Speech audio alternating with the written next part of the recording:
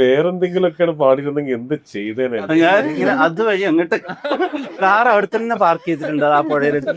ആയിരങ്ങൾക്കുമായി പാടാമായിരുന്നു, മുത്തുമണി തൂവൽ പാടാമായിരുന്നു, തൂമഞ്ഞിൻ നെഞ്ചിലുറങ്ങി പാടാമായിരുന്നു.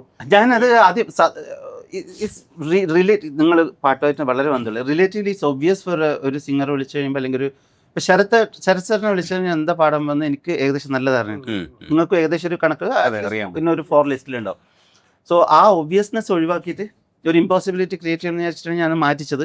അതിനിപ്പോൾ അത് തെറ്റിയത് കൊണ്ട് മാറ്റി അങ്ങനെ വിചാരിക്കണം. പെട്ടെന്ന് ഓർക്കുന്ന പാട്ടാണ് ഏതോ. Difficult song. അദ്ദേഹത്തിനല്ല, നമ്മൾ രണ്ടുപേരും ഞെട്ടിയിരുന്ന ഒരു ഷോ ഉണ്ട്. ജിസ് ഞെട്ടിയൊന്നും ഞാൻ ചോദിച്ചില്ല, പക്ഷെ ഞാൻ ഞെട്ടി. സൂപ്പർ പരിപാടി. മിഥുനെ അവിടെ വെച്ചിട്ട് കാണുന്നത്. ഞാനത് ഓരോ സെക്കൻഡ്സും ഇല്ലേ വണ്ടടിച്ച് ഇങ്ങനെ വല്ലാണ്ടായി. അന്ന് ഒരു റെസ്പോൺസ് പറയുമ്പോൾ ഇതിൻ്റെ ഒരു ക്യാമറയും കൊണ്ടുവരുന്ന സമയത്ത് ഞാൻ ആ ക്യാമറ നോക്കിയിട്ട് പറഞ്ഞതെന്താണെന്ന് വെച്ചാൽ വേറൊരു കാര്യം കൂടെ അതിൻ്റെ ഇടയിൽ സംഭവിച്ചിട്ടുണ്ടായിരുന്നു. അവസാനം ഞാൻ ക്യാമറയിൽ നോക്കിയൊക്കെ ഞാൻ പറയണോ, ഞാൻ സ്ഥിരം ക്യാമറയിൽ ഒരു മനുഷ്യൻ ക്യാമറയിൽ എനിക്ക് അങ്ങനെ ഒരു ഫ്ലൈറ്റ് ഉണ്ടോ എന്നൊരു സംശയം വന്നു. അത്രയ്ക്കും ഞാൻ എൻ്റെ ബാലൻസ് എല്ലാം പോയി. ഞാൻ ആ ദിവസം ഓർക്കുന്നുണ്ട്. ആ ദിവസം രജനീഷ് ആക്ച്വലി ഈ ഡബിൾ ധമാക്ക അടിച്ചൊരു ദിവസമായിരുന്നു. കാരണം രജനീഷ് ഏതോ ഒരു പോസ്റ്റ് ഇട്ടിട്ട് അത് എ റഹ്മാൻ ഷെയർ ചെയ്തു എന്ന് പറഞ്ഞ് ഷോ തുടങ്ങുന്നതിന് മുമ്പ് രജനീഷിന്റെ ഒരു ഷോ ഉണ്ടായിരുന്നു. ഇങ്ങനെയൊക്കെയായിരുന്നു ആളെ ഞാൻ കാണിച്ചുതരാം. അല്ലല്ലോ ഇല്ലെന്ന് പറയാം. അന്നത്തെ ബോഡി ലാംഗ്വേജ് അല്ല, ആദ്യം ഹഗ് ചെയ്യുമ്പോഴാണ് ഞാനത് അതിന്ന് റിലാക്സ്ഡ് ആവുന്നു ഒരു പരിധി വരെ. കാരണം ഈ കൂടെ നിൽക്കുന്നില്ലേ, അപ്പൊ ആദ്യയുടെ ഫോട്ടോ എടുക്കാൻ ഇങ്ങനെ കുറെ പേരയ്ക്കൂ 1-2 തെറ്റിയും തിരിഞ്ഞൊക്കെ വരുന്നുണ്ട്. അപ്പൊ ഞാൻ അവര് അല്ല ഞാൻ പറഞ്ഞോട്ടെ എനിക്ക് ഫീൽ ആവാതിരിക്കും. അതെ, ഞാൻ പറഞ്ഞു. അപ്പൊ ഞാൻ എന്തോന്നറിയോ, ഞാൻ ഒക്കൂടാവൂന്നൊക്കെ വിചാരിക്കാതെ ഞാൻ അവരോടൊക്കെ പറയാ, ഞാൻ അങ്ങോട്ട് പറയാണ് എ റഹ്മാൻ മറ്റേ പോസ്റ്റ് ഷെയർ ചെയ്തു എന്നൊക്കെ പറഞ്ഞിട്ട്. അപ്പോൾ ചേട്ടൻ്റെ മുഖം കണ്ടൊക്കെ ഞങ്ങൾക്ക് മനസ്സിലായി എന്തോ ഒരു എക്സൈറ്റ്മെന്റ് ഉണ്ടെന്ന്. അപ്പൊ ഞാൻ ഫോട്ടോ എടുക്കണമെന്നൊക്കെ പറയും. വരൂ വാ മക്കളെ എന്നൊക്കെ മുകേഷ് വിളിക്കുമ്പോൾ വിളിച്ചിട്ട് അടുത്ത് നിർത്തുക. അപ്പൊ എനിക്ക് മനസ്സിലായി ഞാൻ ഔട്ട് ഓഫ് കൺട്രോൾ ആണ്. അപ്പൊ ഞാൻ പെട്ടെന്ന് ആദ്യയുടെ അടുത്ത് ഓടിച്ചെന്നു. അപ്പൊ ആദ്യയുടെ അടുത്ത് ഒരുപാട് ക്യൂ ഉണ്ട്. പക്ഷെ എന്നെ ആദ്യം വിളിച്ചതായതുകൊണ്ട് ആദ്യം പെട്ടെന്ന് എന്നെ കണ്ടപ്പോ മൈൻഡ് ചെയ്തു. ഭാഗ്യം, അല്ലെങ്കിൽ ചെയ്യില്ലേ. കെട്ടിപ്പിടിച്ചപ്പോഴാണ് ഞാൻ ഒരുവിധം റിലാക്സ്ഡ് ആയത്. എനിക്ക് ശരിക്കും പറഞ്ഞു കഴിഞ്ഞാൽ പല ചോദ്യങ്ങളും ഉണ്ട് കേട്ടോ, കൊണ്ടുപോകാനുണ്ട്. അതിനു മുമ്പ് കലൂര് നമ്മള് ആദ്യയുടെ വീട്ടിലേക്ക് പോകുന്ന സമയത്ത് ഒരു സ്ഥലത്ത് കുറെ പിള്ളേർ അടി കൂടുന്നുണ്ട്. ഈ അടി കൂടുന്ന സ്ഥലത്ത് ആദി പോയിട്ട് ഇടപെടാൻ പോവാ. ഞാൻ പോയിട്ട് വരാമെന്ന്. ഞാൻ പറഞ്ഞു ആദ്യം ഇവിടെ പോവാന്ന് ചോദിച്ചു. അപ്പോൾ നിങ്ങൾ ഇവിടെ നിൽക്കാന്ന് പറഞ്ഞു. അപ്പൊ ഞാൻ വരാന്ന് പറഞ്ഞു. വേണ്ട, എന്നെ തള്ളി നിർത്തി. ഇയാൾ അറിയാലോ മറ്റേ പണ്ട് മാർഷൽ ആർട്സ് ഒക്കെ പഠിച്ചിട്ടുള്ളതാണ്. അപ്പോൾ ഞാൻ ഇങ്ങനെ നോക്കുമ്പോൾ അടിയിട്ട് അവിടെ പോയിട്ടെ അമ്മമാരുടെ മുമ്പ് പോയി നിന്ന് കൊടുക്കുക ഇങ്ങനെ. എന്നിട്ട് അവന്മാരോട് വർത്താനം പറയാൻ ശ്രമിക്കുക. അപ്പൊ ഞാൻ ആദ്യം വന്നപ്പോൾ ചോദിച്ചു, ആദ്യം മെന്റലിസം ഇല്ലെങ്കിൽ മനസ്സിനെ കുറിച്ച് അറിയാവുന്നത് കൊണ്ടാണോ അതേ ഒരു ഹ്യൂമൻ ആയതുകൊണ്ടാണ് എന്തിനാ ആ അടിയിൽ പോയി പങ്കെടുത്തേ? ഞാൻ തല്ലിയൊന്നുമില്ലല്ലോ. ഇല്ല തല്ലിയില്ല. അതെന്തറിയോ, തല്ലി കിട്ടുമല്ലോ. അമ്മ കയ്യിൽ എന്തുണ്ടെന്ന് അറിഞ്ഞു. അതൊന്നും ഞാൻ എവിടെയും പറഞ്ഞിട്ടില്ലാത്ത എൻ്റെ ഒരു ക്യാരക്ടറിന്റെ ഒരു ലെയർ, അത് ഡാർക്ക് ആണോ ഡീപ്പ് ആണോ ഇനി കോംപ്ലിക്കേറ്റഡ് ആണോ എന്ന് ഞാൻ ആലോചിച്ചിട്ട് ഞാനത് പറയാം. എനിക്ക് ഞാൻ അദ്ദേഹത്തിനോട് പറഞ്ഞത് കുറെ കുട്ടികളാണ്, എല്ലാം പഠിക്കുന്ന പോലത്തെ കുട്ടികളാണ്. And it's a real big issue. ബ്ലഡൊക്കെ വലിച്ചിട്ട് അതിങ്ങനെ അങ്ങോട്ടും ഇങ്ങോട്ടും ഓടുന്നുണ്ട്. ബൈക്കിൽ കുറേ ആൾക്കാർ വരുന്നുണ്ട്. ഇതൊരു ഞാൻ രേഷിടാ ഞാനൊരു 5 മിനിറ്റിനുള്ളിൽ ഞാൻ ആ പ്രശ്നം തീർത്ത് കാണിച്ചാട്ടെ.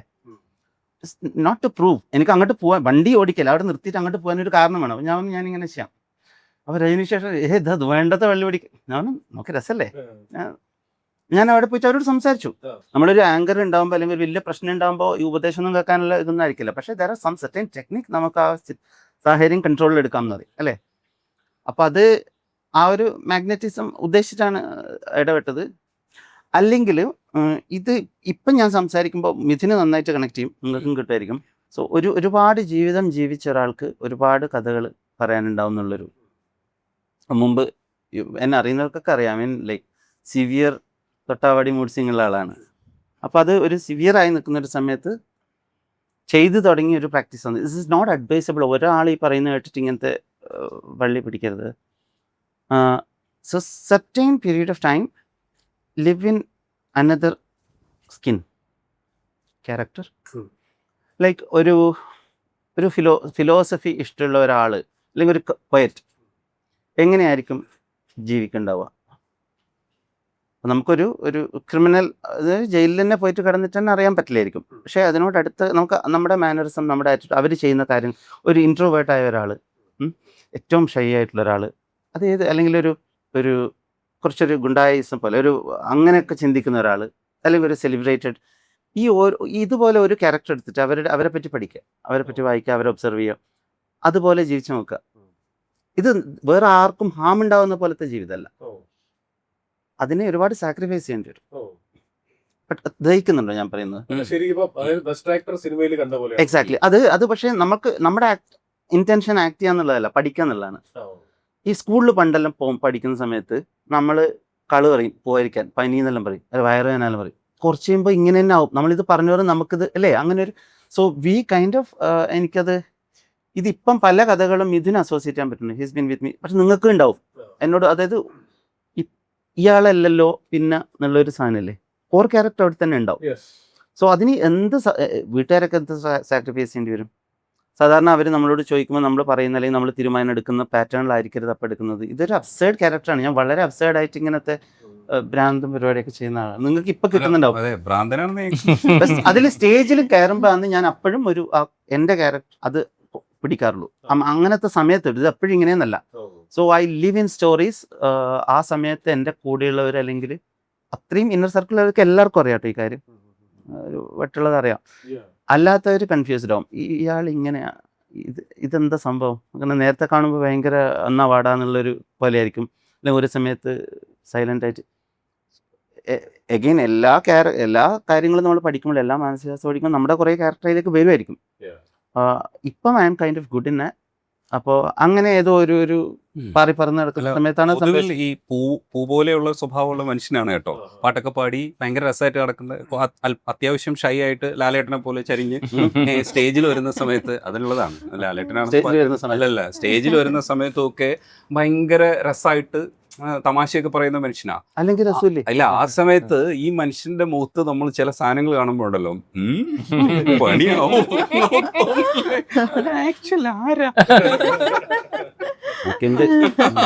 സിറ്റുവേഷൻ നമ്മളിങ്ങനെ എടുക്കുവാണല്ലോ, അന്നുണ്ടായിന്ന് പറഞ്ഞ പോലെ തനിയെ ട്രെയിനിൽ യാത്ര ചെയ്യുമ്പോഴും വിദേശത്ത് പോകുമ്പോഴൊക്കെ ഇത്തരം സാഹചര്യങ്ങൾ. അപ്പോ കൂടെ ചിലപ്പോൾ ഒരാൾ പറഞ്ഞു തരാനുണ്ടാവണമെന്നില്ല, പിന്തിരിപ്പിക്കാൻ ഉണ്ടാവണമെന്നില്ല. ഇല്ല, ഐ മീൻ ഞാൻ വേണ്ടാത്ത വള്ളിയെല്ലാം പിടിക്കുന്നുള്ളതല്ല. നോട്ട് എവറിത്തിങ് ഈസ് മൈ വാർന്ന് എനിക്ക് നന്നായിട്ട് അറിയാം. ഇപ്പം നമ്മളെടുത്തൊക്കെ അടുത്ത് ഒരു കഴിഞ്ഞൊരു 10 വർഷമൊന്നും ഉണ്ടായിട്ടുണ്ടാവില്ല. അല്ല, അതിന് മുമ്പൊക്കെയാണ് നമ്മളെടുത്ത ഒരാൾ വന്നിട്ട് ഒരു സീൻ ഉണ്ടാകുമ്പോൾ നമ്മൾ അങ്ങനെ ആയിരിക്കില്ല. നമ്മൾ അതെങ്ങനെ വേറൊരു ഒരാളും ചിന്തിക്കാത്ത രീതിയിൽ ചിന്തിക്കാന്നായിരിക്കും അപ്പം ആലോചിക്കുക. പക്ഷെ ബേസിക്കലി അന്ന് അവിടെ ഒരു പ്രശ്നമുണ്ട്. എനിക്ക് ചെറുപ്പത്തിലാണെങ്കിലും എനിക്ക് ഇങ്ങനത്തെ സാഹചര്യങ്ങൾ കൈകാര്യം ചെയ്തിട്ട് നല്ല പരിചയമുണ്ട്.